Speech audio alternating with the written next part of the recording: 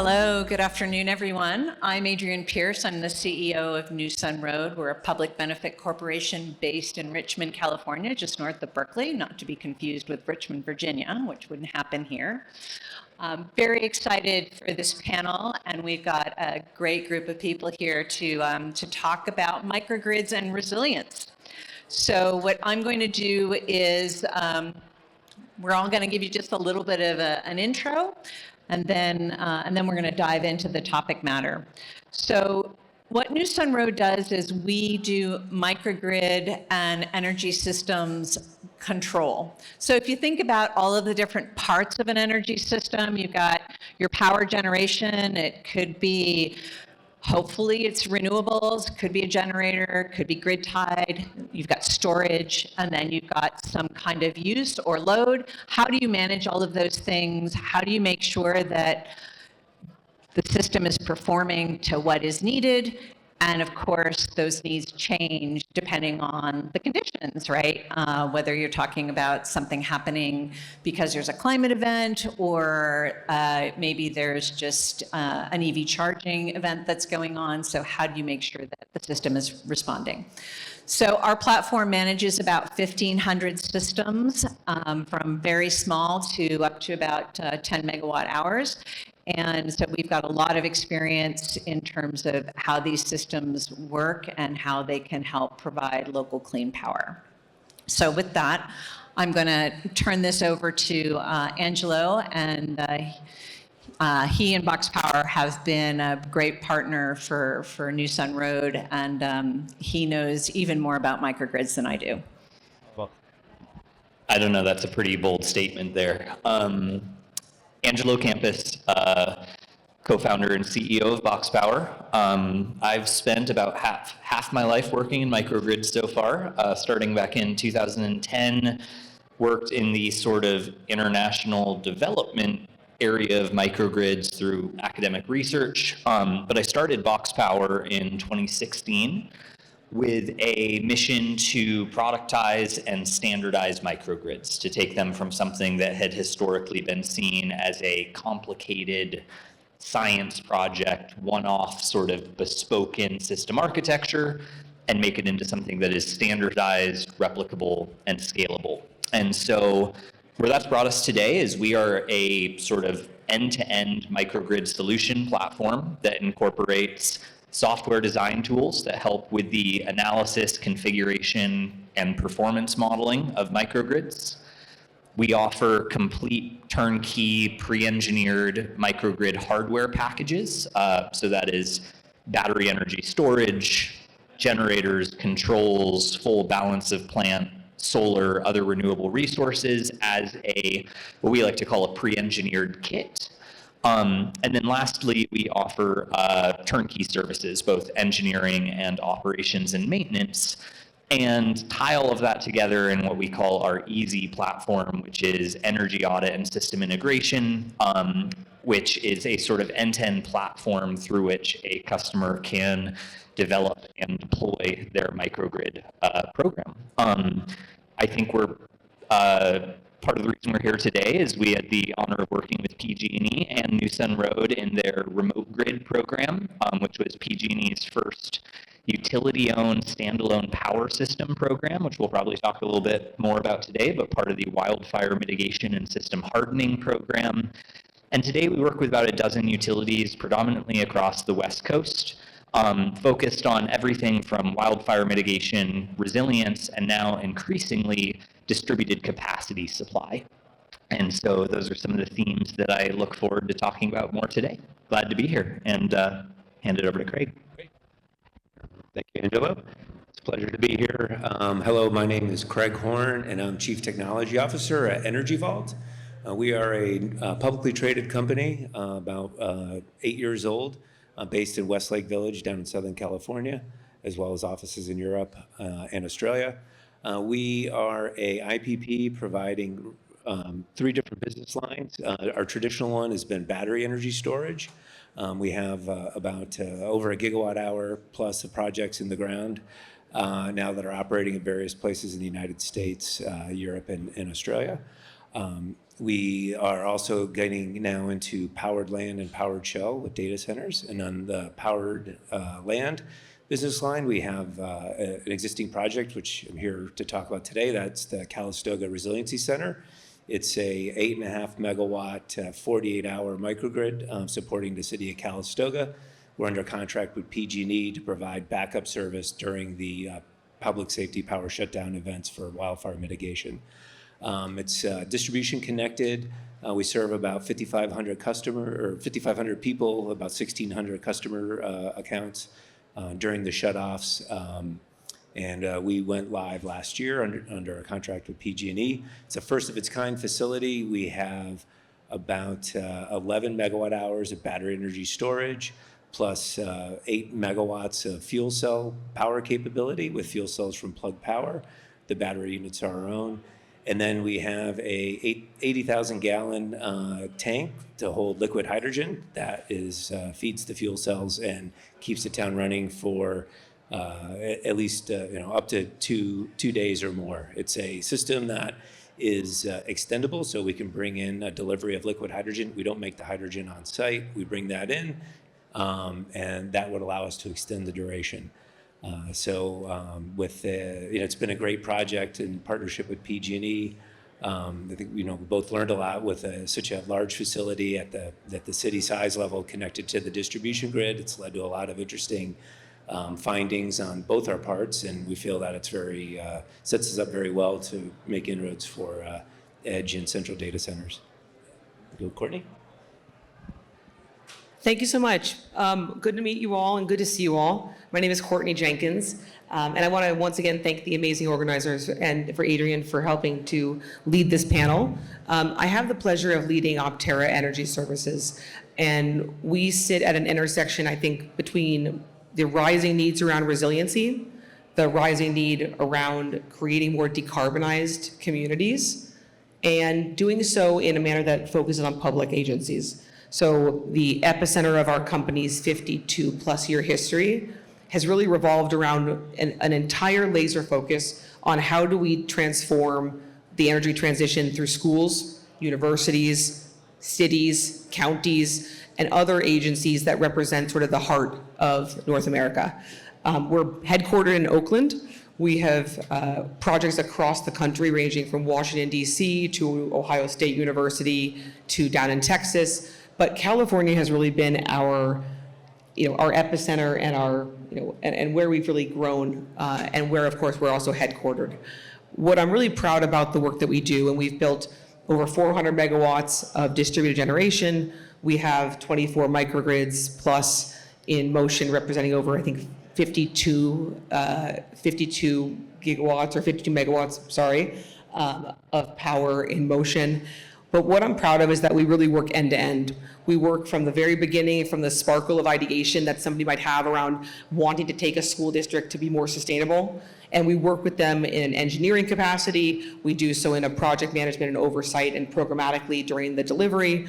And then we really believe that part of the power of the work comes down to how do we help agencies that are often understaffed, often critically underfunded.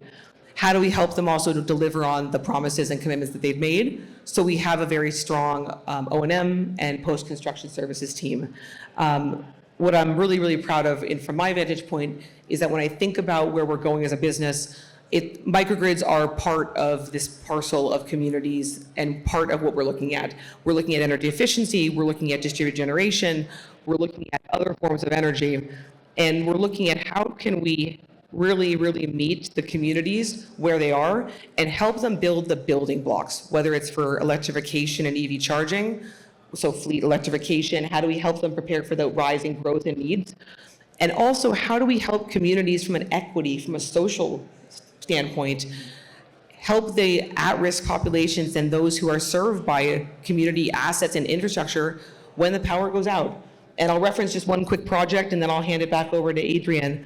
But we have the pleasure of working with Santa Barbara Unified School District in Southern California. And obviously they suffered greatly as a result of the tragic Thomas fires back in 2017 and 2018. After the mudslides and seeing the impact that it had on the food supply, on the ability for students to go to school, on the funding, on the operations of the district. We were able to work with them on a partnership that was economically driven, but really was focused on how do we help them prepare to become more resilient as a community. And that involved the integration of both solar and microgrids in allowing them to operate so that when the power goes out, they don't lose the school lunches that go toward their population, which is 60% free to reduce lunch. So again, very, very pleased to be here, and thank you for moderating. Great, Courtney. You just kind of queued things up here for me. So I wanted to just talk about resilience a bit. Who here in the last year has had a power outage at their home or work? Okay. Who here has watched this most recent season of The Pit? Okay, so if you've seen that, for those of you who may not know it, it revolves around the emergency room in Pittsburgh, and it's a trauma center, and it's just absolute chaos with these amazing characters. But in the season, this most recent one, they have an outage of their computer system. So they still have power, but the computer system goes down. Out come the manila folders, out come the clipboards, out come the big whiteboard. And they also bring back some folks who have retired because they know how to sort of run this sort of thing. And you just see this sort of, at least from my perspective, I'm looking at this and I'm just like, oh my gosh, what a real tangible example of resilience. And I think this next season, they'll probably have a power outage, but that's just my own personal opinion. So one of the challenges about resilience is when we need the power and we do have a crisis, we feel it so viscerally and it has such an impact. But when we're all in this room and everybody's having their drinks and so forth, it's far away and it's really difficult to put a value on it. Microgrids historically, people say, oh, they're ideal for resilience and they build resilience. And what I wanted to just talk about is the difficulty of that value and refer to sort of the panel members. I know that Angelo has a particular opinion on this and how microgrids are more than just resilience. And then you also heard some of the resilience aspects of the two projects as well, and how that impacts the community. So I'd love to hear more about microgrids providing power and the impact of resilience and how all that fits together. Can I start us off? Sure. So I'm going to start off by saying that resilience, while incredibly valuable, nobody argues with that, is incredibly hard to quantify. And it's incredibly hard to quantify with a numerical financial number. If you're a business, you can maybe quantify lost revenue. If you're residential, maybe you can quantify spoiled food in the fridge, but how do you quantify the disruption, the cost?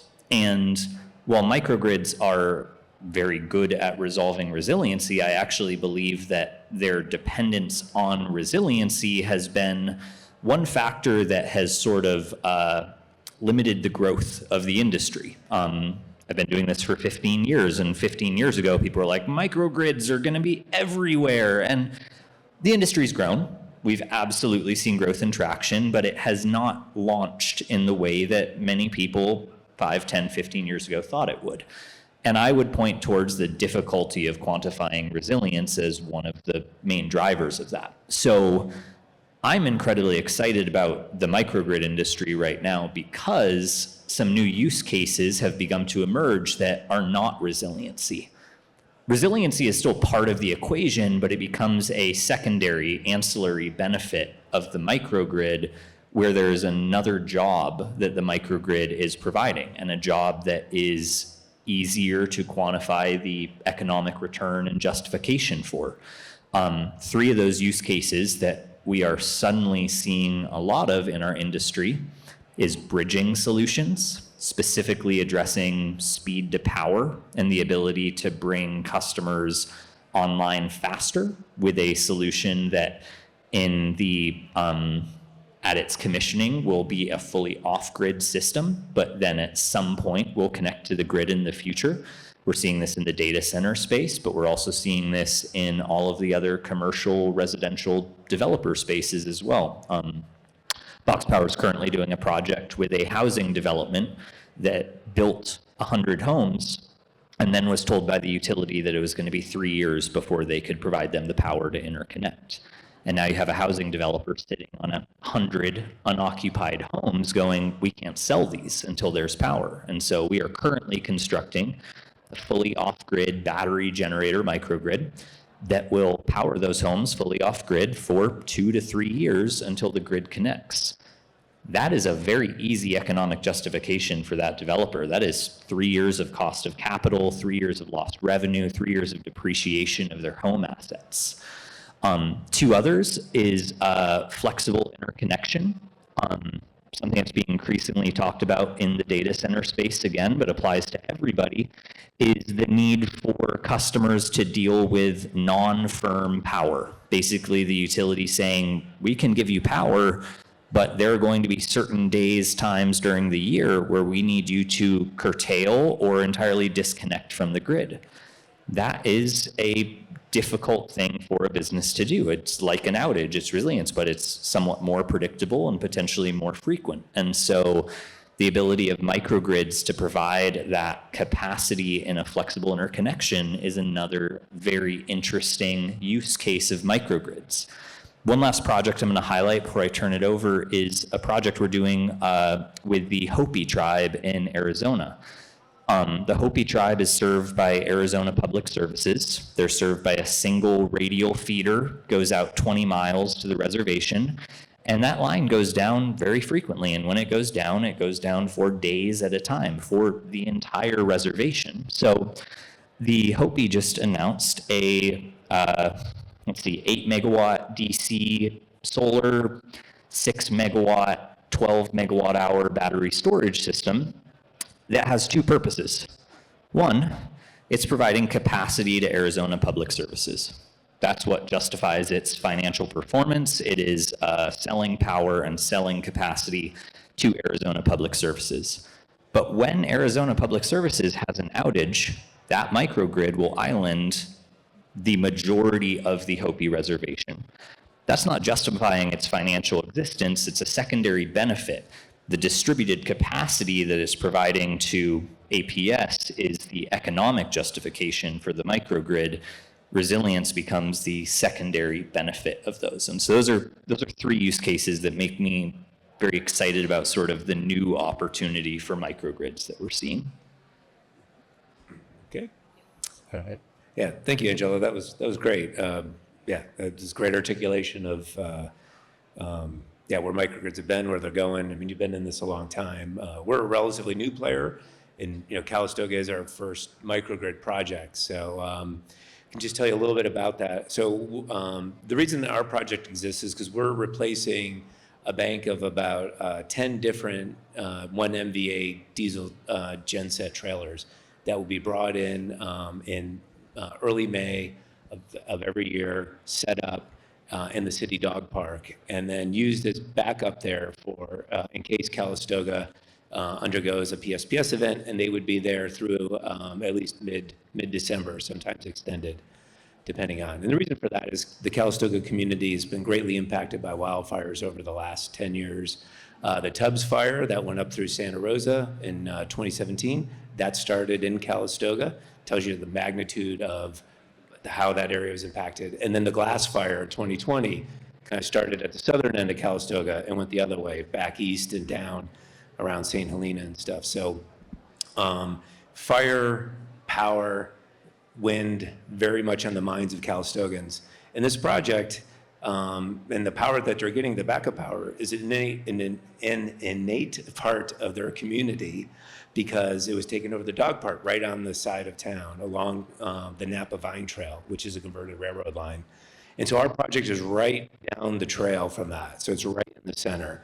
And what we've come in is brought in a clean solution that has zero on-site emissions with the hydrogen fuel cells. So the only byproduct there is water comes from the fuel cells. And of course the batteries are just discharging the energy. What that allows us to do is actually go beyond the resiliency that Angelo talked about and make it practical to be connected to the distribution grid and take that battery energy storage. We have roughly the equivalent of 120 Rivian pickup truck batteries there in our 4 BVOL containers. Can interconnect at 11 megawatts and get market revenue by participating in the Calistoga energy markets when we're not needed for these PSPS events. Providing that service brings in revenue that we can use to offset what we have to charge for resiliency, and it doesn't compromise the state of readiness of the system at all. The other thing that we're showing with this clean system is that with the liquid hydrogen, the boil off that occurs from some heat leakage into the tank, you end up boil off some of that hydrogen. We can feed that to the fuel cells.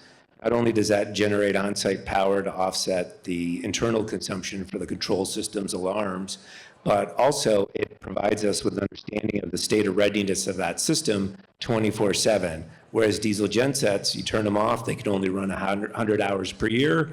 When it comes time, you got to pray that, are these ready? And if you talk to people in Calistoga, they'll say, well, the track record hasn't been exemplary by any means.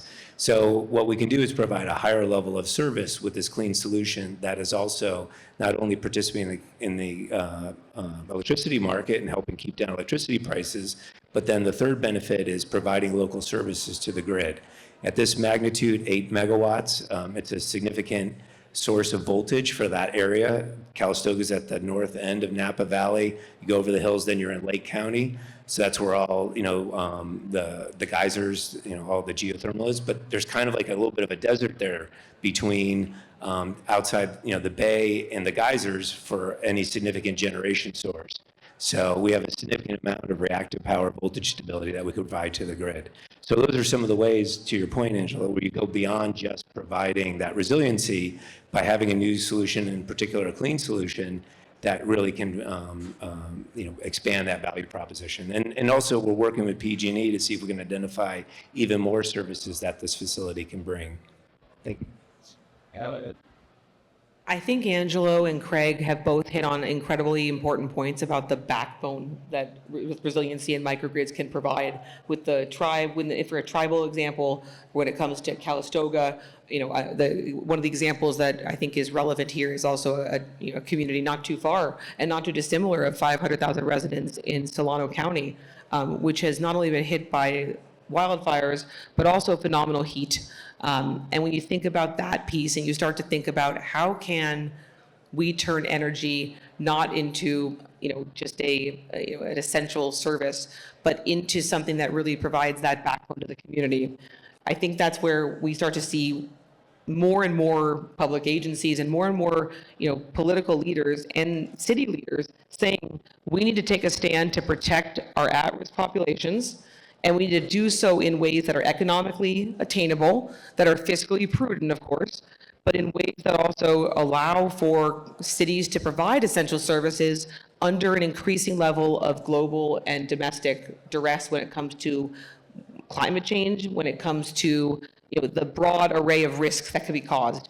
And so I won't elongate the answer because I know that there's a bunch more that we want to cover, but I will say that for us, a Solano County example is truly public agencies acting in service of their constituents, leveraging energy as a vehicle. And that's what got the propulsion behind it. It got the political will behind it. And frankly, it's, I think, one of the areas they like to spotlight, because when you have at-risk populations, you have underserved populations, and you also have individuals who are perhaps in need of a cooling shelter or in need of that in a time of crisis. Microgrids have to become the backbone and something that we expect. They can't just become the exception. They have to become the rule.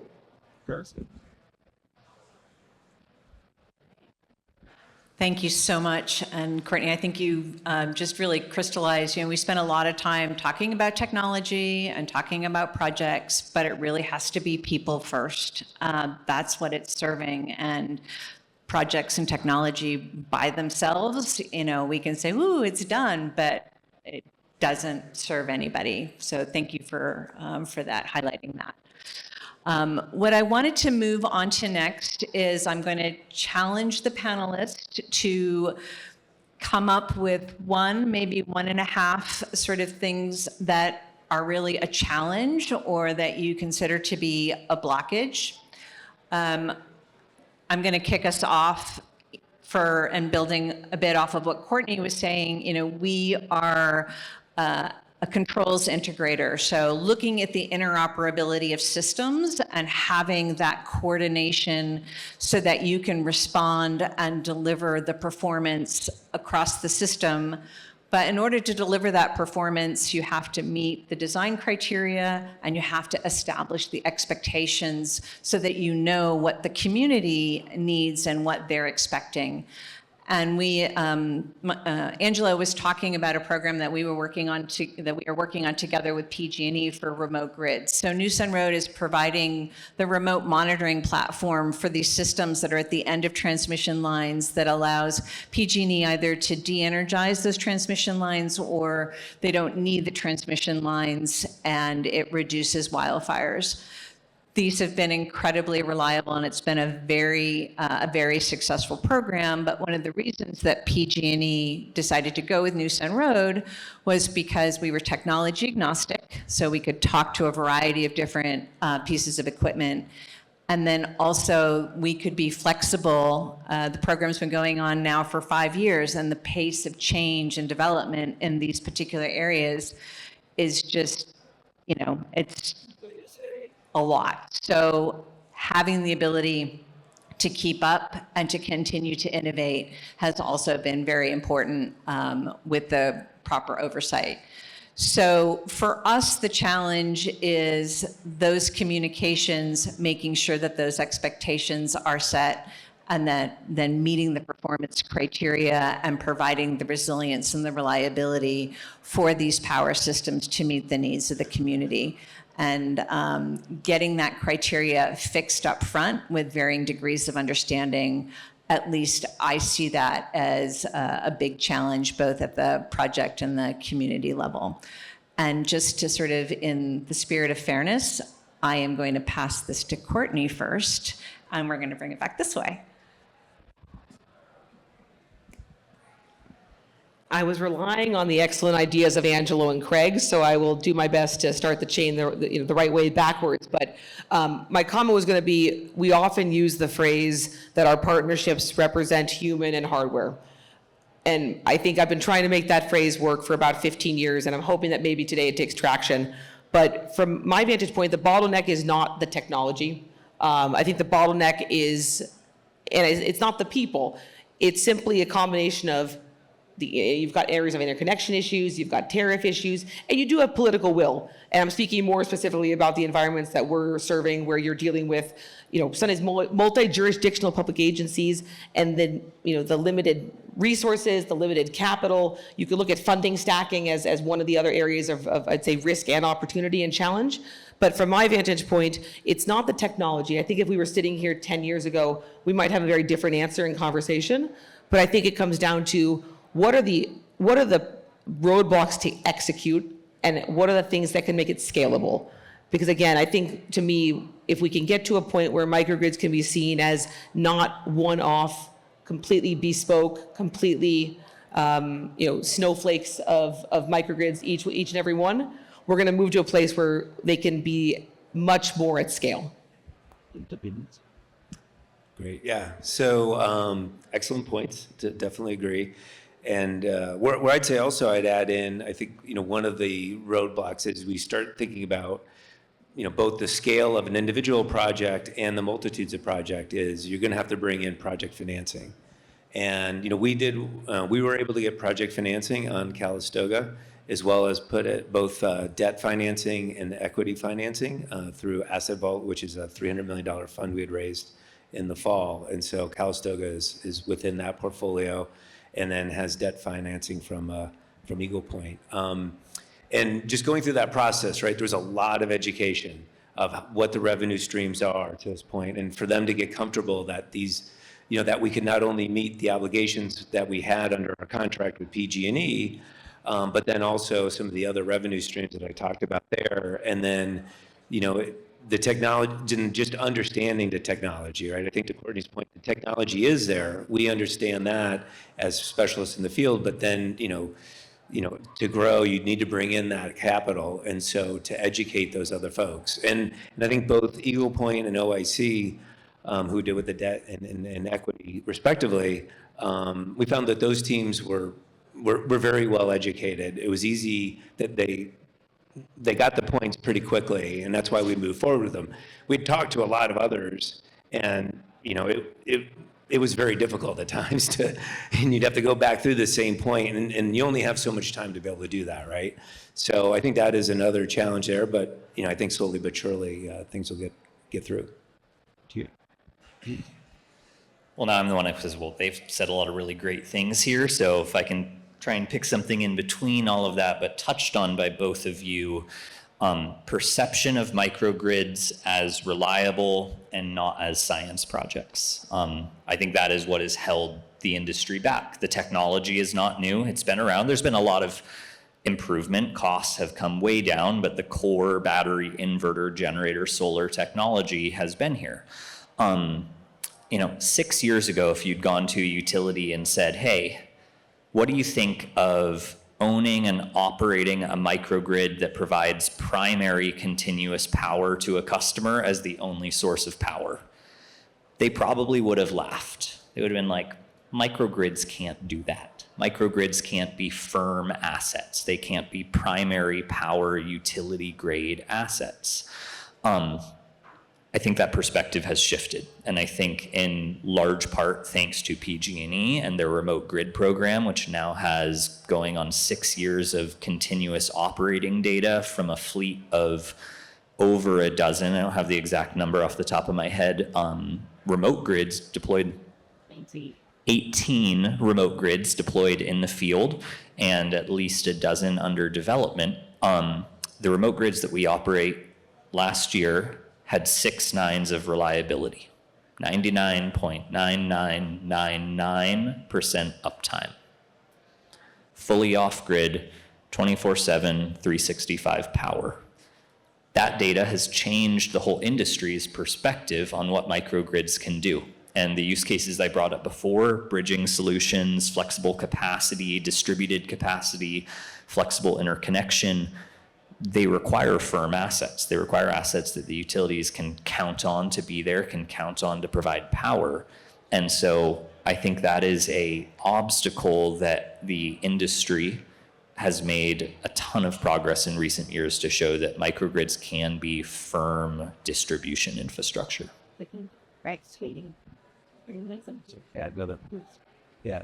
I think there's another aspect too on this, because when you talked about like it's not a science project, it's what clicked, is that one of the other things we encountered with Calistoga, right, is an 8.5 megawatt grid for a town of 6,000 people.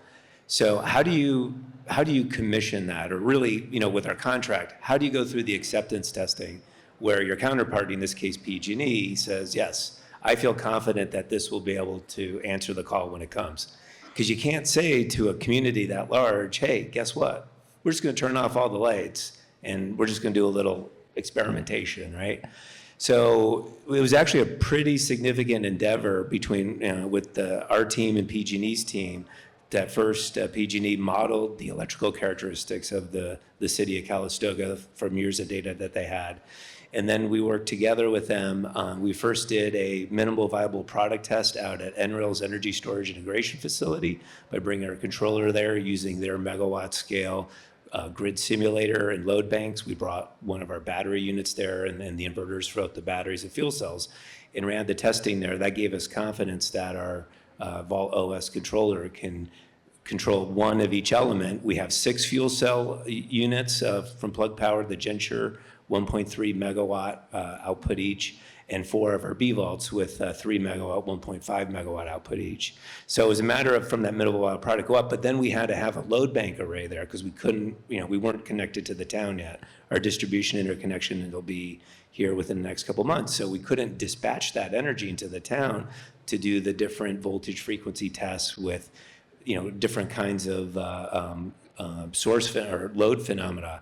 So we had to devise a way that we could bring in big load banks, and these were big. We had about 15 MVA of load banks, 2 different 7 MVA transformers connected to them, then running into our switchgear to basically simulate the town and go through a huge amount of, or go through different protocols that we worked together with PG&E's Microgrid team to simulate the town and be able to say, yes, you can have confidence that this will run to it. So those, I guess, are some of the other kinds of barriers when you think about, like, how do you prove it's not a science experiment, right? And hopefully, I think, what PG&E's learned from that, they'll be able to share with other utilities to show that there is an existence proof out there.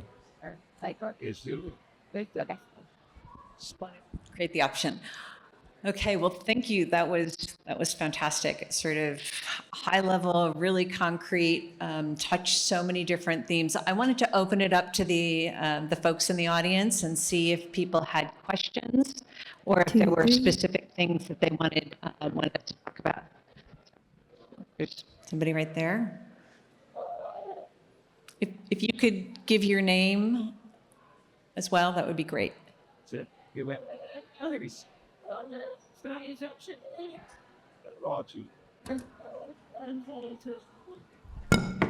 to try this one? Yeah. No, to go for now. 2, 3. Oh, other. Thank you again for the presentations. I just wanted to ask you if any of you can cover maybe application of these technologies, mapping out on the continental United States, and maybe give us a little glance. I know we talked a little bit about the local, on the local level, but how are the microgrid, how the microgrids are working outside of California?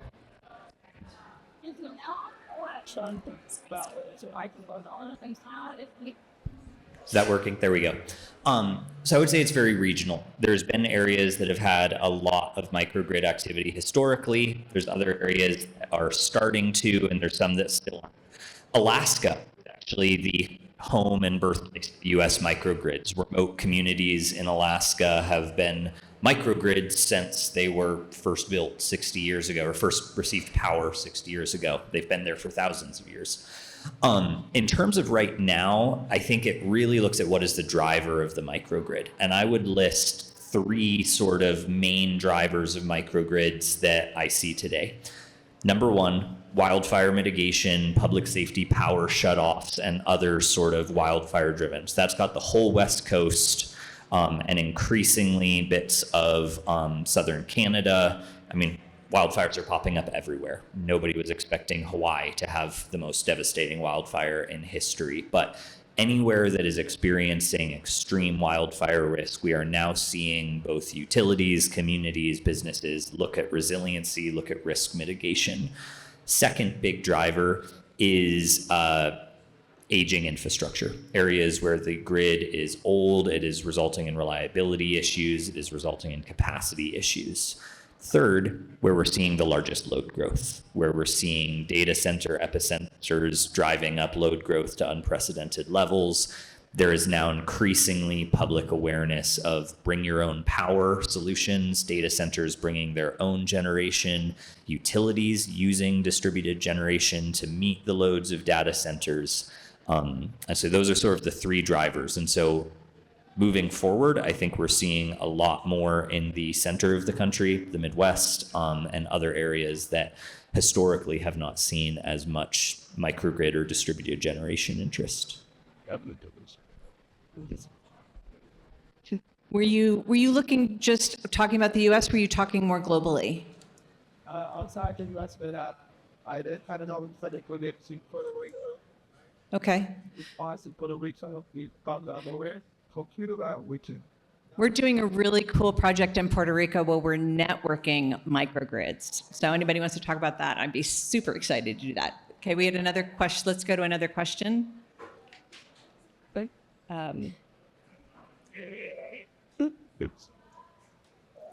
Check. There you go. Hi, thank you for that great discussion in the panel. I am Subarna Bhattacharya from Climformatics. We are a forecasting company for climate technology, and we forecast fire weathers, heat waves, energy capacities, renewable energy capacities, and so far our products developed through California Energy Commission funding for CalSeed. My question to you is, how can microgrids benefit from proactive predictions that can drive proactive risk mitigation, better capacity management? How does that play out? Yeah, from a controls perspective, we are already using some of the forecasting. We can take weather forecast information, load prediction data, and use it to make decisions about how much storage capacity in the battery to save for extreme weather events or to reduce costs. So those are things that are already happening, and the benefits are most felt in the larger systems when you have sort of a community focused, although they are doing it also with some smaller systems. Does anybody else want to? Can you use that information? How far ahead? Right now, it's day ahead primarily, and for short-term storage, that is, for longer-term storage, you could look further, but I haven't seen any reason for sort of doing it much further than that. The questions? Yeah, thank you. Appreciate it. Alexis Curitan, E2 Research Fellow. Great discussion on microgrids. Something that hasn't been touched on is like the ownership model. I'm doing research on what it would look like for a community ownership model of a microgrid. And I was curious about high level, what would be some of the barriers for that to be a reality? Because we talk about microgrids from a resilience perspective, but from a kind of economic development perspective, there's a lot of opportunity there as well. And love to hear some insight on that.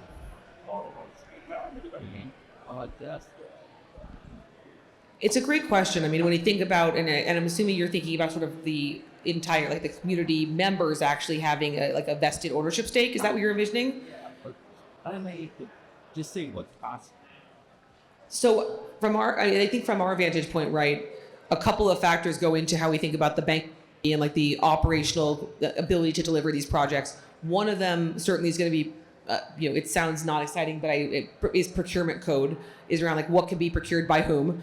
And then there's also going to be what will essentially the banks finance and what's the return threshold that needs to be hit.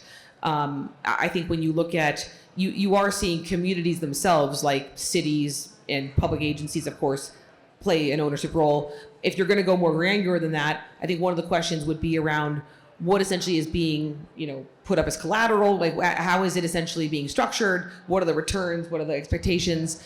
I think from my vantage point, what I have seen though, to your point about economic development, we have seen a lot of interest in how do we translate microgrid work and other energy work at large into building economic development and capacity at a local level.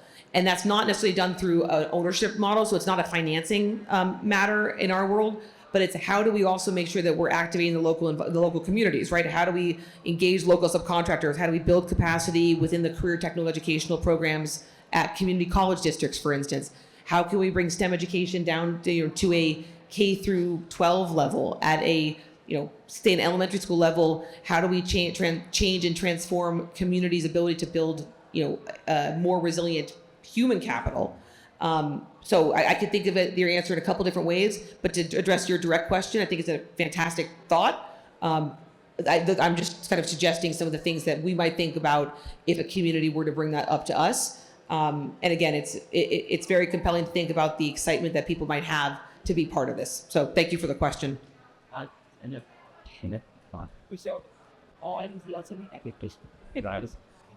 A really short one. One example of something I have seen, something else that I haven't seen, but I want to. And I have seen rural electric cooperatives, by definition, member-owned nonprofit electric cooperatives, are quickly adopting microgrid technology. And so that's a really exciting area of predominantly rural low-income communities with a it's a separate entity, but a member-owned entity. What I haven't seen, but what I want to see, is the application of the community solar model, where non-traditional renters, community members can invest in and benefit from a community solar array. I'm yet to see a community finance model for a microgrid. I hope to. Great. Okay, we have another question back there. Yeah. Oh, sorry. Let's see. Dead. Right there. Hi, Chris Novak, Present Energy, VPP, Wanapreneur. So besides scaling, reliability, resilience, et cetera, for microgrids, what would you say is the biggest technical opportunity for accelerating adoption? Is it in components, component reliability, systems integration? For example, if you had something that was more plug and play and granular, that could be distributed on the very low level, people could just plug in directly, grid tie, automatic tie-in. Would that be one of the things, or what else would you say is the biggest opportunity? So we think about this a lot because you had mentioned there's this sort of snowflake overhang around microgrids, and there's a dynamic friction that goes on between standardization and innovation. And one of the things about microgrids is they're kind of the Swiss Army knife coming out to solve usually a primary problem, and then it addresses a whole bunch of other things, and people really sort of like that. I do see an opportunity. What's been nice at the residential level is that there is, clear technology, clear boundaries, and as that sort of moves into higher systems and the utility grade systems come down, then that middle space of C&I starts to see more standardization, and you start to see some of those come out. But we're still quite a ways away because there's still so many changes, at least from my perspective. And that's really what we've been seeing more on the controls and integration side. And I know that you guys have tried for a long time to, modular microgrids. We can drop these things off. They're gonna run your community center. They're gonna run your town. They've been out there, microgrids in a box, and it's hard. People have other needs, and what you've put in the box invariably doesn't meet everything they want. So you want to? I'm going to speak from this personally, not from BoxPower, because it's a personal experiment. My house is powered by a trailer-mounted, fully self-contained solar battery system tied into my house via a manual transfer switch generator. And that was to test something very specific. Legally speaking, my building department will not permit it because it's on a trailer. They do not permit mobile solutions. And PG&E does not care about it because it is in a manual bypass transfer switch. And so I currently live with a no permit, no interconnection, fully off-grid system powering my house. That is Angelo personally, not BoxPower speaking. PG&E hasn't yelled at me yet. Now they know. You're in trouble.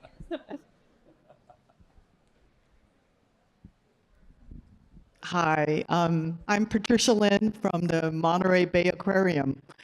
And thank you so much, panel, for a very insightful discussion on microgrid. So my question, I have two. The first one is in terms of adoption and connectivity. If you have several buildings, does it have to be physical, or can it be a virtual power plant type of software solution? And two is that, are there still utility or incentives, tax incentives, available for this type of deployment? Thank you. Okay. Do you want to? Take the tax credit one. You want to take the tax credit one? So 48E crash course, solar investment tax credit, sunsetting, safe harbor deadline, July 4th this year. It's not too late to achieve beginning of construction. After that, your solar investment tax credit goes away if you can't finish your project within 2 years. If you get safe harbor, then you have 4 years. However, the battery investment tax credit, or rather the energy neutral, technology neutral energy investment tax credit, is not going anywhere. And so there is still a significant tax benefit available, investment tax credit or a direct pay for battery energy storage technologies, which can often include the microgrid controller and a lot of the other balance of system, balance of plant for a microgrid. So my message to people is the loss of the solar investment tax credit, while certainly impacting economics of solar battery microgrids, does by no means dramatically change the overall financial performance given the survival of the battery storage tax credit. Okay. And I would summarize what he just said by consult a professional, because I was just like, I am not your tax consultant. but also what you were saying about interconnection. Yes, you can, look at shared resources within a community of buildings. You can, but in order to share power, they have to be electrically connected, and all of that comes in the planning and the design portion. And, BoxPower is a great design tool. There's other design tools out there. Unfortunately, the devil ends up being in the details, and there's still a lot of great things, but you do have to get your hands a little dirty and dig in.